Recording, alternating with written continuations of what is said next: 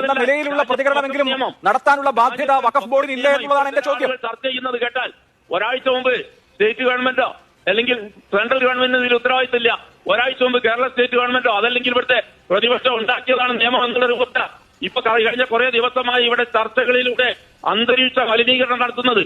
അതിന്റെ യഥാർത്ഥത്തിൽ ഇത് അന്തരീക്ഷ മലിനീകരണത്തിന്റെ പ്രശ്നമല്ല സാർ. മുനമ്പം എന്ന് പറയുന്ന സ്ഥലത്ത് താമസിക്കുന്ന 609 കുടുംബങ്ങളുടെ വിഷയം, ചാവക്കാട് എന്ന് പറയുന്ന സ്ഥലത്ത് താമസിക്കുന്ന 187 കുടുംബങ്ങളുടെ വിഷയം, വയനാട് തവിഞ്ഞാൽ എന്ന് പറയുന്ന സ്ഥലത്ത് താമസിക്കുന്ന 5 കുടുംബങ്ങളുടെ വിഷയം. ഇത് ആരോ ശബ്ദ മലിനീകരണം ഉണ്ടാക്കുന്നതല്ല, ഈ ആളുകളുടെ വിഷയമല്ലേ. എനിക്ക് മനസ്സിലാവുന്നില്ല അങ്ങെന്താണ് അങ്ങനെ പറയുന്നതെന്ന്. ഈ മനുഷ്യർക്ക് ജീവിക്കണ്ടേ?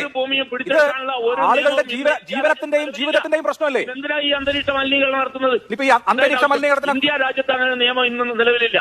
അവരെന്ത് ചെയ്തിട്ടാണ്? ഏകപക്ഷീയമായി മാതൃഭൂമി പോലെയുള്ള ചാനൽ വെച്ച് ഏകപക്ഷീയമായി ഇവിടുത്തെ ചില വർഗീയവാദികൾ ചെയ്യുന്നത് പോലെ നിങ്ങൾ ചെയ്യാൻ പാടില്ല. ഇല്ലില്ല, ഇതിപ്പോ താങ്കൾക്ക് വിഷയം മനസ്സിലാവാത്തൊന്നുമല്ലോ.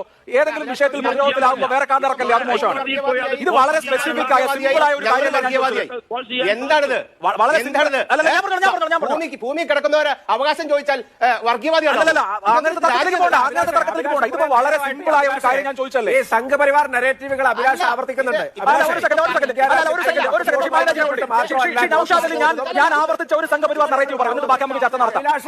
അല്ല, നൗഷാദിൽ ഞാൻ പറഞ്ഞ ഒരു സംഘപരിവാർ നറേറ്റീവ് പറഞ്ഞു, ബാക്കി ചർച്ച നടത്താം.